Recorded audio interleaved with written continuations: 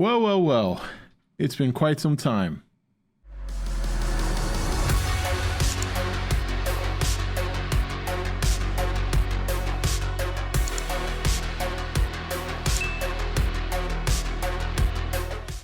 Hey guys, what's going on? This is Rob, this is E.T.N. This video, we're gonna talk about making a case for Destroyah being the big villain in the upcoming Godzilla vs. Kong sequel. Now, before we get into this, it's been a while since we did a video here. Hell, it's been a while since I've even shown my face on my own channel, in almost a little over a week. So lots to catch up on. Just want to give you guys a quick update before we get into the meat and potatoes of this video. So this week, there will be videos coming out this week and then going forward. So for those of you wondering about Cobra Kai season 5, I have watched it. I will be doing a review that will be up tomorrow, as well as Thursday evening. I will be joining Fat Samurai Guy on his channel to discuss the season further. So expect spoilers there. There will be streams resuming this week. In fact, there may very well be a special stream coming tomorrow night. It all depends if I can get the bullet points and script done in a timely fashion to get the basically get the stream set up. So once I get that done, the schedule is going to be right up. So even if I get it done tonight, you'll see the schedule for that stream tomorrow. Otherwise, Thursday night on Fat Samurai Guy's channel, Friday, Saturday here. For those of you who are part of the Dick crew, we will be finishing College Kings Friday night. And then Saturday night, we're going to start up something new. It'll be a lot of fun. So finally, just been basically had family visit from Massachusetts in the last week. So that's pretty much where I've been, I should say. So, but you know, we're trying to get back into normal here. Also started working from home again, which is why I'm going back to doing videos. Pretty much spent the whole summer working in the office, which pretty much cut me at my knees from doing videos before. So now that that's all out of the way, you guys know what's going on. You guys are all caught up. The next series of videos regarding the Monsterverse are going to be topics that are speculation and theory crafting based on news that you guys already know about. They're not going to be news videos necessarily, because those are all already been discussed on live streams and you guys already know what's going on. But the topics are going to be based on much of that news. And we're going to start off with the synopsis that we got some time back, and I'm going to pull that up here and I'm going to read it because I want to make sure that we get that part pretty much spoken about and pretty much read before I get into this theory. So we know that the new synopsis is: the latest entry follows up an explosive showdown of Godzilla vs. Kong with an all-new cinematic adventure pitting the almighty Kong and the fearsome Godzilla against a colossal, undiscovered threat hidden within our world, challenging their very existence and our own. The epic new film will delve further into the histories of these titans, their origins, and the mysteries of Skull Island and beyond, while uncovering the mythic battle that helped forge these extraordinary beings and tied them to humankind forever. So, look, we already know that there are two sides of this coin. We have a group of people who definitely want Destroyah.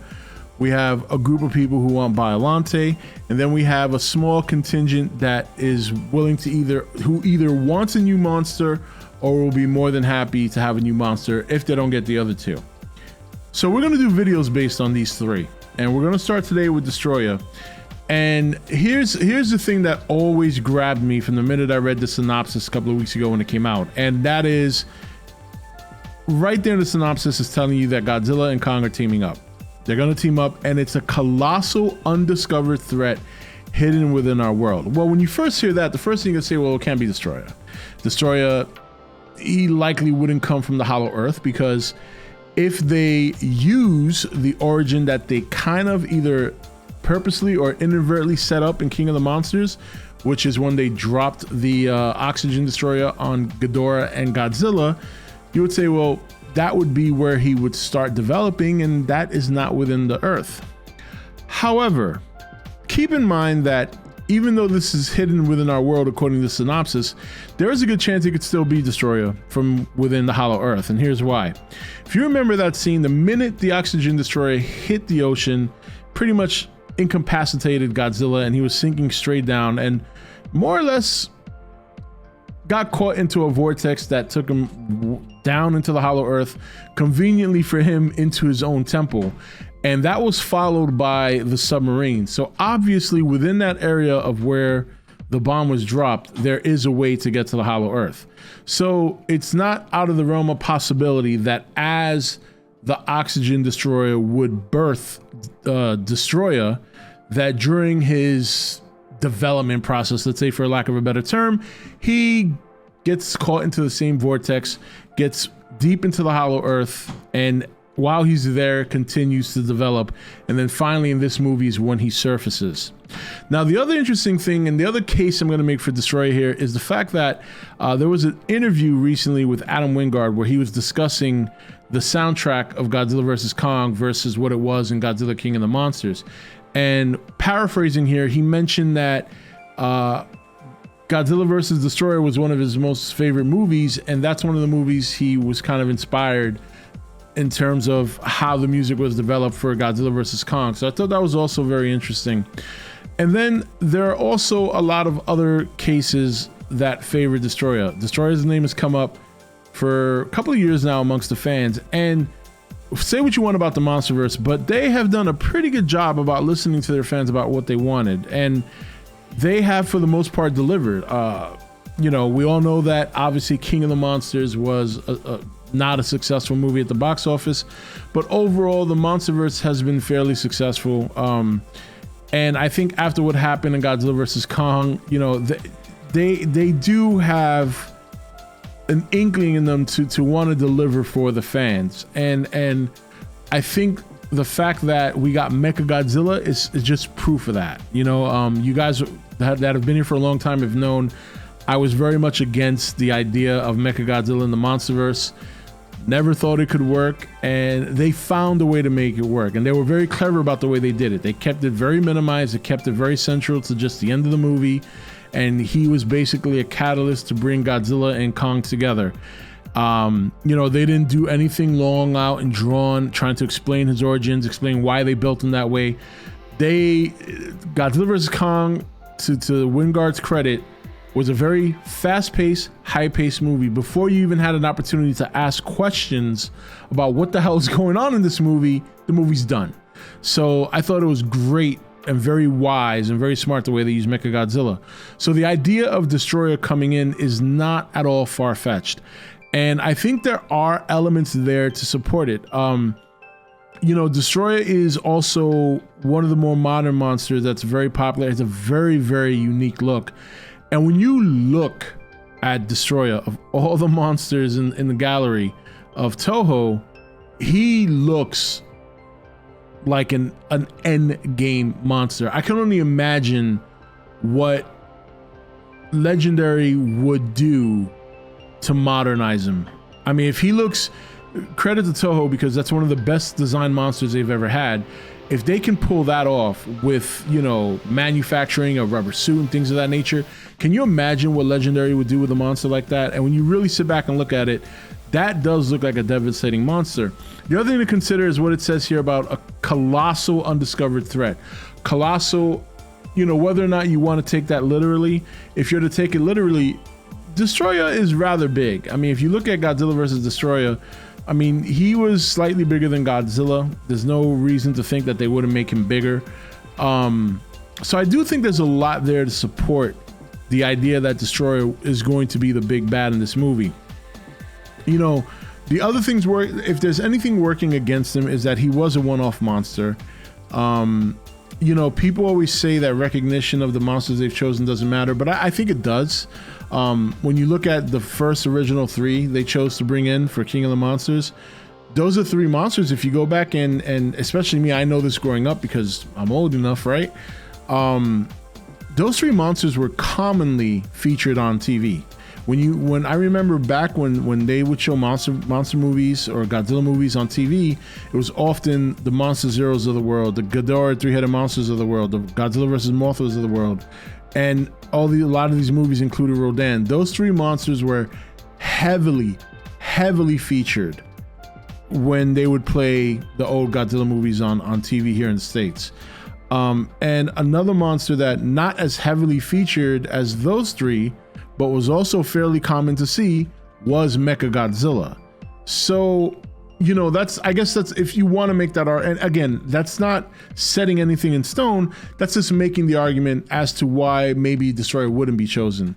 But I do feel, now look, that's not to say that Biollante doesn't have his own case or her own case, and I'm going to make a video separate talking about why Biollante may very well be the villain, because at this point, one of the things that's exciting me about this movie is what the big villain's going to be, because I think this is probably the one time I don't think I can possibly be disappointed with what they go with, because if it's Destroyah or Biollante, I think those are probably the two remaining monsters that fit in this universe.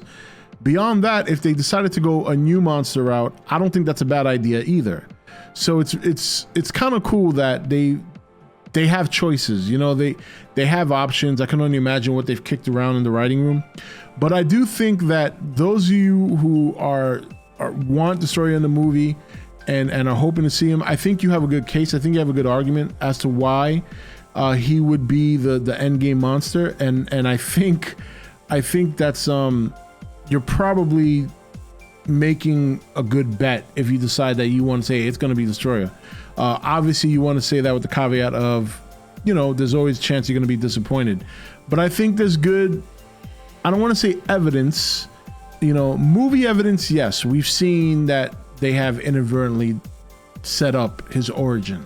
You know what I mean? If you go back to King of the Monsters. But right now, there's no conclusive evidence he's going to be in there. But I think there's enough, you know, theory evidence to say that there's a good chance it's going to be Destroyah, based on Adam Wingard's a fan of the movie. Godzilla vs. Kong was inspired in terms of the music.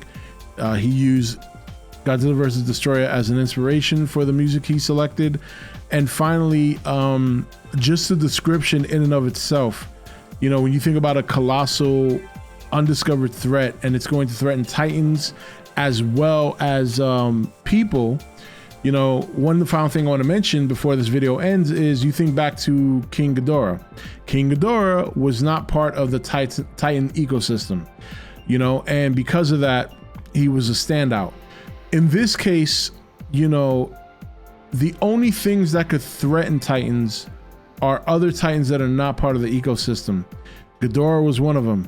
Destroyah would very much be not part of this ecosystem. It'll be something that is almost man-made. And that's what also makes this description interesting, because whatever this monster is, it's not going to be part of the Titan ecosystem, which will be one of my arguments against the theory of it being Biollante. But I think Biollante will be part of the actual Titan ecosystem. But like I said, we'll get into that in a separate video. Anyway, what do you think? Are you on Team Destroyah? Is that the villain you want? Are you on Team Biollante? Is that who you want for the big villain? Or are you on Team I don't give a shit? You know, like, give me a new monster, give me an old monster, whatever. I'm pretty excited to see what they're going to do, because I think Legendary is in a great position here. I think they have a lot of options, and whatever decision they've made at this point, it's going to be interesting to see how it plays out. Unfortunately, it's probably something that's going to be spoiled for us at some point in the next year, because you know how those you know what happens when those toys drop. So I'm hoping I don't get spoiled. I am certainly going to try to avoid any toy or leaks or anything, because I really want to be surprised to see what they go with. And there is one wild card monster, and I'm going to make a video about that one too. But I wanted to kick things off with Destroyah, because that seems to be the most common monster coming up. Anyway, that's it for this video, guys. It feels good to be back. I'm looking forward to doing more. I hope you guys are looking forward to them. I know you guys know my channel's super inconsistent last couple of years, but as you know, it's always going to be like that, because this is a hobby. This is not a job. So I try to do as much content as I can when time allows for it. And there should be a good amount of time coming up in the next couple of months, probably the next year, to be honest. So, but yeah, that's it. So as I said, tomorrow we'll do the Cobra Kai season 5 video. as well as my next video in the Monsterverse, which this one is going to be about Biollante, and then we're going to go from there. Keep an eye out for the schedule, because tomorrow, if I do stream tomorrow, it's going to be a little bit different. It's going to be in more of a podcast format. There's a lot to discuss in entertainment, so I kind of want to just get through it. And then Thursday, Fat Samurai Guy, and then Friday and Saturday, back to normal streams for those of you who show up on the stream. But anyway, that's it for this video. I hope you guys are having a wonderful day. This is Rob signing off for E.T.N, where we don't do news, we just talk entertainment. Take it easy.